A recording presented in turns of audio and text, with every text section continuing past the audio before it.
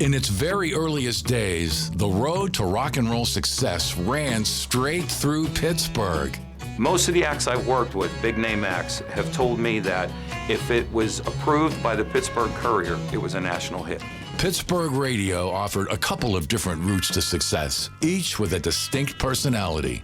Chuck Brinkman and Porky Chedwick were two complete different types of disc jockeys. All right? Porky Chedwick was strictly rhythm and blues, race music, that type of a thing. Chuck Brinkman was like a hip teenager, okay? And he was more into the way the world was changing, where Porky never changed. Porky stayed Porky until he died. Chuck Brinkman moved along with the times. So if you were a musician, if you wanted to get hip with what was happening in the world, then Chuck Brinkman was your man. He was our Dick Clark, basically. Chuck Brinkman was to Pittsburgh what Casey Kasem was to the nation. Chuck played our record on KQV, which was like, phew. I mean, it was like, you go to high school and your record's playing on KQV, man, you're it. From 1960 to 1972, Chuck Brinkman spun the hits of the day from every Pittsburgh teen's favorite corner. When I was 10 years old, I started working at my dad's restaurant, the Lucas down in the Strip. Lived in Brooklyn. My cousin Wayne and I took 2 streetcars to get to work. But the first street corner was Smithfield and 7th. So you get off the streetcar and you go over, you see Chuck Brinkman in the window. It was a thrill. In 1964, Chuck introduced the Beatles at the Civic Arena. He interviewed most of the biggest acts of the day. At the once-in-a-generation intersection of youth, rock and roll, and TV, Chuck Brinkman hosted Pittsburgh's top-rated dance show, Come Alive. TV at that time was our life.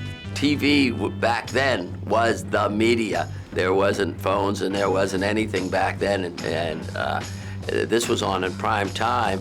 When I went back, most of those kids were like, hey, how'd you get on television, man? They didn't care about how good it was, but how'd you get on television, man? You know. To get on that show was like, this is we've made it. There's nowhere else to go.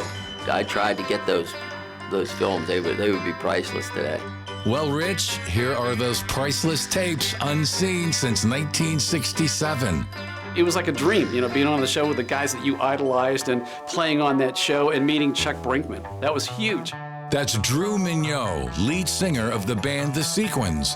On a local level, being on that show was like being on the Ed Sullivan Show. It really was. I mean, you kind of felt like the Beatles. You were on TV and all your fans were going to see you.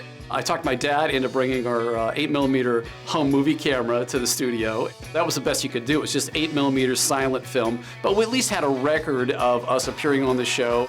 Chuck Brinkman, the guy who introduced the Beatles at the Civic Arena, now the guy that's introducing you on this show. We didn't miss that connection, believe me. We were nervous. He was just such a nice guy. He had this kind of calming effect and didn't act like, you know, the big star, and he was terrific. Chuck Brinkman left Pittsburgh in the late 80s for Texas, but continues to DJ his favorite music, the now oldies that he helped to make into hits. Congratulations to Chuck Brinkman, 2017 Pittsburgh rock and roll broadcaster legend.